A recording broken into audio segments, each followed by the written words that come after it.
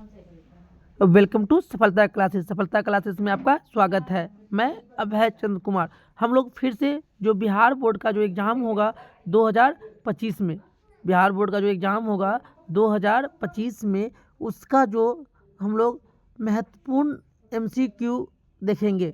और यह टॉपिक रहेगा मतलब कि साइंस का। साइंस में जो टोटल ऑब्जेक्टिव क्वेश्चन कितना रहता है 80 में से कितना देना है 40 क्वेश्चन का जवाब आपको देना है।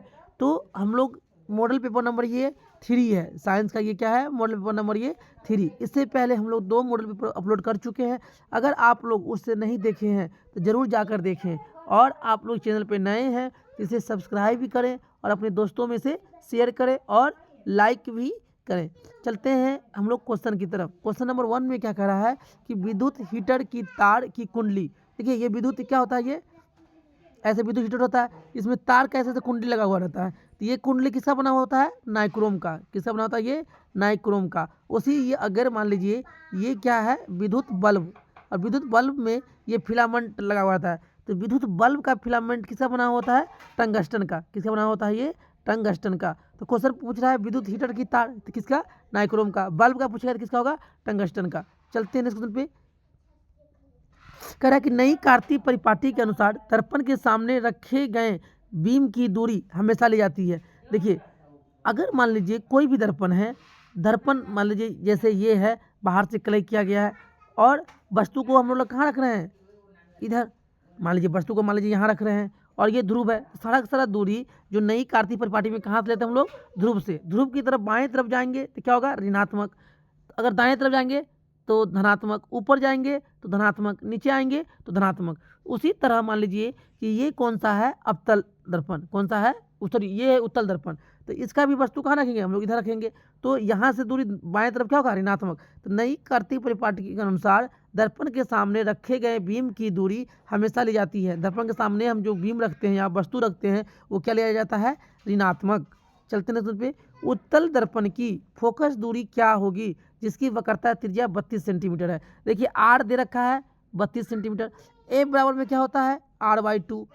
आर कितना है, 32/2। तो 16 दूना 32। और यहाँ क्या है कि यहाँ पे मतलब कि माइनस का मतलब माइनस नहीं दिया हुआ था, इसका मतलब क्या है, ये प्लस। तो कितना होगा, 16 सेंटीमीटर क्या होगा उसका फोकस दूरी। ऑप्शन नंबर सी सही हो जाएगा।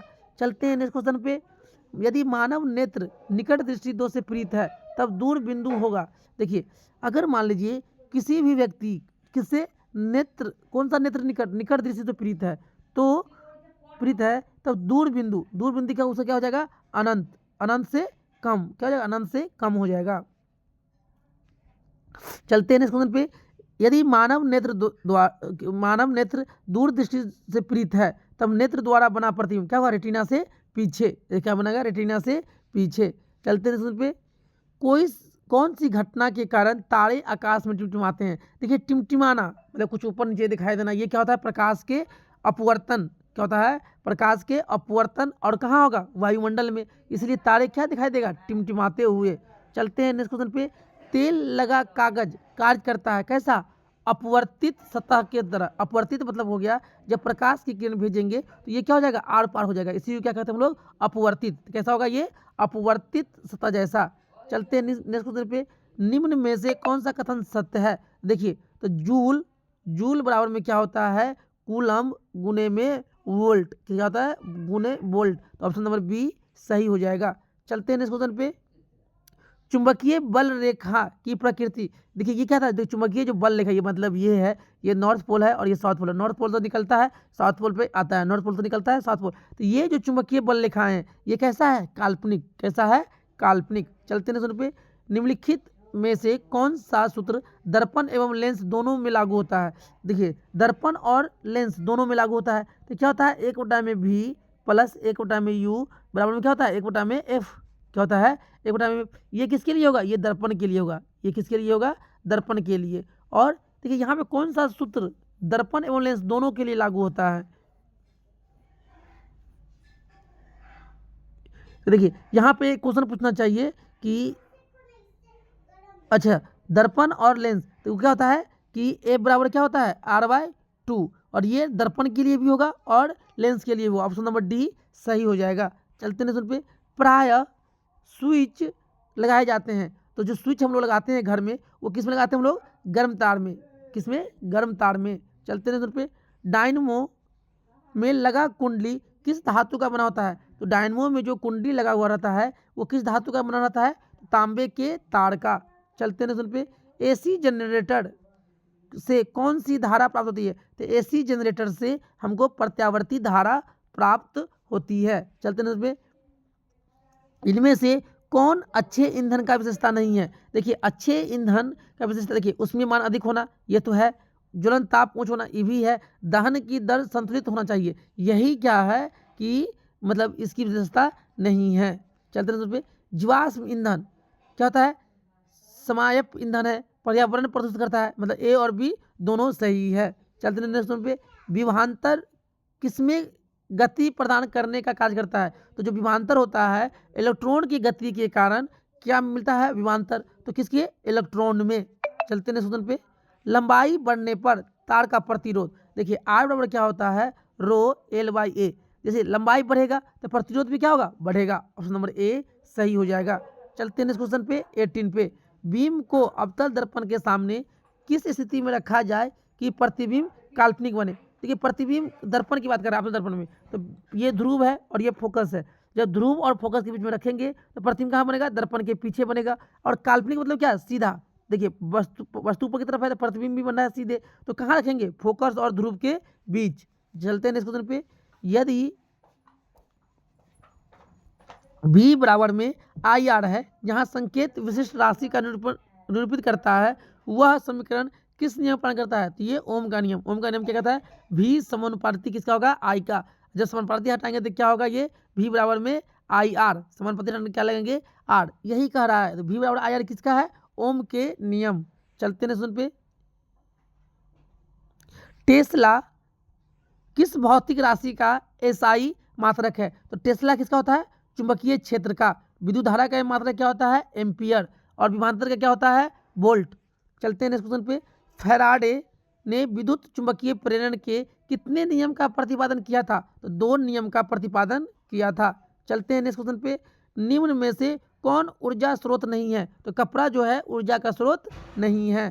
चलते हैं क्वेश्चन पे किस गैस का उपयोग खाना बनाने में नहीं किया जाता है? देखिए एलपीजी का किया जाता है, बायोगैस का किया जाता है, कोयला का किया जाता है, लेकिन सीएनजी का नहीं किया। सीएनजी मतलब कंप्रेस्ड नेचुरल गैस, एलपीजी मतलब लिक्विफाइड पेट्रोलियम गैस।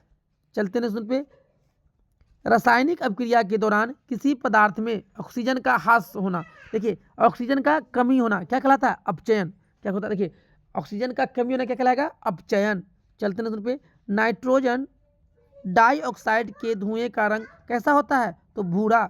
चलते हैं सुन पे अब क्रिया CaO प्लस H2O क्या बन दिया? CaOH2। देखिए यहाँ पे 2 यौगिक था, 2 यौगिक मिलकर क्या बन गया? एक यौगिक। इसको हम लोग क्या कहते हैं? मतलब संयोजन अभिक्रिया। क्या कहते हैं इसको? संयोजन अभिक्रिया। चलते हैं नेक्स्ट क्वेश्चन पे 27 में निम्न में से कौन ऑक्सीकरण की प्रक्रिया नहीं है? तो अवक्षेपण जो है ऑक्सीकरण का प्रक्रिया नहीं है। चलते हैं नेक्स्ट क्वेश्चन पे निम्नलिखित में कौन प्राकृतिक सूचक है? तो हल्दी जो है ये कैसा सूचक है? प्राकृतिक सूचक। चलते हैं नेक्स्ट क्वेश्चन पे इनमें से कौन गंधीय सूचक है? देखिए प्याज भी गंधीय सूचक है, लौंग का तेल भी और वेनिला भी, इनमें से सभी। चलते हैं पे नींबू का पीएच मान, देखिए नींबू का पीएच मान कितना होता है? 2.2 से लेकर 2.4 तक के बीच में, कितना होगा? 2.2। चलते हैं नेक्स्ट पे निम्न में से कौन सा कथन सही है? धातु का ऑक्साइड अम्लीय, ये गलत है। धातु का ऑक्साइड कैसा होता है? क्षारीय। धातु का ऑक्साइड कैसा होता है? क्षारीय। अधातु का ऑक्साइड क्या होता है? क्षारीय। ये भी क्या है? गलत है। अधातु का ऑक्साइड कैसा होता है? अम्लीय। अधातु का ऑक्साइड कैसा होता है? अम्लीय। धातु का ऑक्साइड क्या होता है? क्षारीय। ऑप्शन नंबर सी सही हो जाएगा। चलते हैं पे निम्न में कौन प्रबल अम्ल है? देखिए H2SO4 है, HCl है, HNO3 है, ये तीनों का तीनों क्या है? प्रबल मतलब मजबूत अम्ल है। चलते हैं पे धोबिया सोडा का रासायनिक, देखिए धोबिया सोडा या धोने का सोडा क्या होता है? Na2CO3 इंटू में 10H2O, ये होता है धोने वाला सोडा का रासायनिक। कौन हो जाएगा? बी। ये क्या है? NaHO3, ये खाने वाला सोडा, खाने वाला सोडा। चलते हैं हम नेक्स्ट क्वेश्चन पे निम्न में कौन विजातीय यौगिक है? देखिए चूना पत्थर, खड़िया, संगमरमर, तीनों का नाम क्या है? एक ही है, लेकिन प्लास्टर ऑफ पेरिस क्या है? अलग है। मतलब विजातीय मतलब क्या है कि 4 में 3 एक जैसा है और एक क्या है? अलग। चलते हैं पे इस्पात में कितना प्रतिशत कार्बन होता है? तो इस्पात में 2% कार्बन होता है। चलते हैं पे 36 पे, कौन विद्युत का सर्वोत्तम सुचालक है? तो जो चांदी जो होता है, चांदी का संकेत क्या होता है? Ag। यह विद्युत का क्या है? सर्वोत्तम सुचालक है। चलते हैं नेक्स्ट क्वेश्चन पे, निम्नलिखित में किस धातु को किरोसिन में डुबाकर रखते हैं? तो जो सोडियम धातु है उसको हम लोग कहाँ रखते हैं? किरोसिन के तेल में डुबोकर। कौन जाएगा? सोडियम। चलते हैं नेक्स्ट पे, वह धातु जो सिर्फ अम्लजाज में घुलता है, अम्लजाज किसे कहते हैं? HCl और HNO3 ये दो यौगिक मिलकर जो बनेगा उसे क्या कहते हैं? अम्लजाज। और इसमें कौन घुलता है? तो सोना। और सोना का संकेत क्या होता है? Au। क्या होता है? Au। ऑप्शन नंबर बी सही हो जाएगा। चलते हैं नेक्स्ट क्वेश्चन पे 39 पे, निम्नलिखित में कौन अक्रिय गैस है? देखिए अक्रिय गैस कौन है? हीलियम है, हीलियम, नियन, आर्गन, क्रिप्टन, जेनन और रेडन, ये सब क्या है? अपना अक्रिय गैस। तो हीलियम क्या है? अक्रिय गैस। चलते हैं नेक्स्ट पे, चांदी का परमाणु संख्या Ag चांदी को किस लिए हम लोग? Ag से। इसका परमाणु संख्या कितना होता है? 47। ऑप्शन नंबर बी सही हो जाएगा। चलते हैं पे, सिनेबार किसका अयस्क है? तो सिनेबार ये पारा का या पारद का अयस्क है। चलते हैं, पीतल उदाहरण है, तो पीतल कैसा है? मिश्र धातु। और पीतल किस किस मिश्र धातु से बना हुआ है? जैसे याद करेंगे, पिताजी मतलब पी से पीतल, तो से तांबा, जी से जिंक। तो पीतल किसका मिश्रण है? तांबा और जिंक का। चलते हैं नेक्स्ट क्वेश्चन पे, अमोनिया के एक अणु में नाइट्रोजन एवं हाइड्रोजन के अणुओं की संख्या। देखिए अमोनिया क्या होता है? NH3। क्या होता है? NH3। देखिए नाइट्रोजन और हाइड्रोजन के परमाणु संख्या का अनुपात, देखिए नाइट्रोजन कितना है? 1 है, और हाइड्रोजन कितना है? 3 है। तो क्या होगा? 1:3। चलते हैं पे, निम्नलिखित में कौन सहसंयोजी यौगिक है? देखिए सहसंयोजी यौगिक ये क्या होता है? अपना अधातु के बीच में। किसके बीच में? अधातु के बीच में। तो अधातु के बीच में सहसंयोजी मतलब शेयर करके बनाएगा। तो शेयर बना करके बनाएगा। तो जो मीथेन है CH4 है, ये कैसा है? सहसंयोजी यौगिक है। जबकि NaCl आयनिक यौगिक है, CaCl2 आयनिक यौगिक है, Na2O आयनिक यौगिक है। चलते हैं पे 45 पे, निम्नलिखित में कौन सा एरोमेटिक हाइड्रोकार्बन है? देखिए एरोमेटिक हाइड्रोकार्बन मतलब किसी बात कर रहा है? ये बेंजीन का कैसा होता है? एरोमेटिक मतलब क्या होता है? ये बंद होता है। देखिए ये कार्बन, एक कार्बन, एक कार्बन, एक कार्बन, एक कार्बन है। तो कार्बन कितना? 6। यहाँ पे 1 2, यहाँ पे हाइड्रोजन कितना हो जाएगा? 1 2 2 2 4, फिर 2 हाइड्रोजन यहाँ, 2 हाइड्रोजन। तो C6H6 ये क्या है? मतलब एरोमेटिक। CHO का हम लोग क्या कहते हैं? एल्डिहाइड मूलक है। क्या है? एल्डिहाइड। चलते हैं 47, अपमार्जक से बनाए जाते हैं। तो अपमार्जक से क्या बनाते हैं? शैम्पू भी बनाते हैं, इजी सर्फ बनाते हैं, सर्फ एक्सल बनाते हैं, इनमें से सभी। चलते हैं आवर्त सारणी में कितने आवर्त होते हैं? देखिए आवर्त मतलब ऐसे वाला क्षैतिज वाले को हम लोग क्या कहते हैं? आवर्त। तो ये कितना होता है? 7। और ऊर्ध्वाधर को हम लोग क्या कहते हैं? समूह कितने होते हैं? 18। चलते हैं पे, मेंडलीफ द्वारा छोड़े गए आवर्त सारणी के रिक्त स्थानों के बाद निम्नलिखित में से कौन सा तत्व पदास्थापित किया गया? तो जो गैलियम था उसको हम लोग क्या किए? जहाँ पे खाली स्थान छोड़ा गया था उसके जगह पे क्या रख दिया गया? गैलियम। चलते हैं नेक्स्ट क्वेश्चन पे, निम्नलिखित तत्वों में किसकी आयनन ऊर्जा अधिक होता है? तो आयनक ऊर्जा किसका ज़्यादा होता है? फ्लोरीन का। ऑप्शन नंबर बी सही हो जाएगा। चलते हैं नेक्स्ट पे, पर्णहरित का मुख्य कार्य क्या है? ये प्रकाश ऊर्जा को अवशोषित करना। पर्णहरित का मुख्य कार्य क्या है? प्रकाश ऊर्जा को अवशोषित करना। चलते हैं नेक्स्ट क्वेश्चन पे, आंत्र रस कहाँ से स्रावित होता है? तो आंत्र रस छोटी आंत से स्रावित होता है। चलते हैं नेक्स्ट क्वेश्चन पे, पित्त किस भोज पदार्थ का विखंडन करता है? तो पित्त किसका करता है? वसा का विखंडन करता है। चलते हैं पे, एंजाइम की भूमिका हमारे शरीर में किस रूप में होती है? तो ये जैव उत्प्रेरक के रूप में। चलते हैं पे, तिलचट्टा के कितने जोड़े श्वास रंध्र होते हैं? तो कितने होते हैं? 10 जोड़े। चलते हैं पे, वाष्पोत्सर्जन का क्या महत्व है? खनिज का अवशोषण एवं वहन, जल का परिवहन, ताप का संतुलन, इनमें से सभी। चलते हैं रुधिर क्या है? तो रुधिर क्या है? एक तरल संयोजी उत्तक है। चलते हैं नेक्स्ट क्वेश्चन पे, किस प्रकार के शोषण से अधिक ऊर्जा मुक्त होगा? तो वायवीय शोषण से क्या होगा, मतलब अधिक ऊर्जा मुक्त होती है। चलते हैं नेक्स्ट क्वेश्चन पे। मछली का श्वसन अंग क्या है? तो मछली किससे सांस लेता है? गिल्स से। किससे? गिल्स से। चलते हैं नेक्स्ट पे। एक स्वस्थ मनुष्य का रक्तचाप कितना होता है? 120/80। ऑप्शन नंबर सी सही हो जाएगा। चलते हैं नेक्स्ट पे। हृदय के वेश्मों का शिथिल एवं संकुचन क्रमशः कहलाते हैं डायस्टॉल और एवं सिस्टॉल। डायस्टॉल एवं सिस्टॉल। चलते हैं नेक्स्ट पे। कृत्रिम वृक्क किस क्रिया से अपशिष्ट पदार्थों को बाहर निकालता है? तो डायलिसिस, और इसी को हम क्या कहते हैं? अपोहन। चलते हैं नेक्स्ट पे। मस्तिष्क को बाहरी आघातों से बचाता है सेरिब्रोस्पाइन और मेनिंजिस। ऑप्शन नंबर ए और बी दोनों। चलते हैं पे। 64। भागते या दौड़ते समय कौन सा हार्मोन सक्रिय होता है? तो एड्रेनल हार्मोन क्या होता है उस समय? सक्रिय होता है। चलते हैं पे। स्त्रियों के मासिक चक्र में एक परिपक्व अंडाणु किस दिन अंडाशय से बाहर निकलता है? तो 14वें दिन। चलते हैं पे। कायिक प्रवर्धन में पौधे के किस भाग से नया पौधे उत्पन्न होता है? तो जड़ से भी, तने से भी और पत्तियां से भी, इनमें से सभी। चलते हैं पे। जिस जीव में नर और मादा जननांग दोनों उपस्थित होते हैं उसे क्या कहते हैं? तो इसको क्या कहते हैं? हार्माफ्रोडाइटा, द्विलिंगी, उभयलिंगी, इनमें से सभी। चलते हैं पे। प्राकृतिक वर्णन द्वारा जैव विकास का सिद्धांत किसने दिया था? तो ये डार्विन ने दिया था। चलते हैं पे। ग्लोबल वार्मिंग के लिए उत्तरदायी कौन सा गैस है? Carbon dioxide. Option number C सही हो जाएगा। चलते हैं पे। किशोरावस्था में होने वाली शारीरिक परिवर्तन का कारण क्या है? तो क्या है? टेस्टोस्टेरोन, एस्ट्रोजन, ए बी और बी दोनों। चलते हैं पे। इंसुलिन की कमी से कौन सा बीमारी होगा?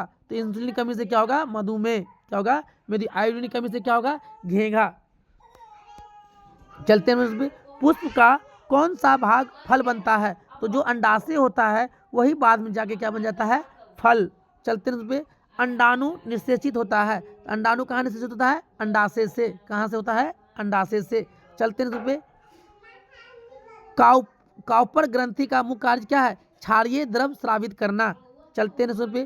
केचुआ उदाहरण है। केचुआ कैसा है? उभयलिंगी जीव का उदाहरण है।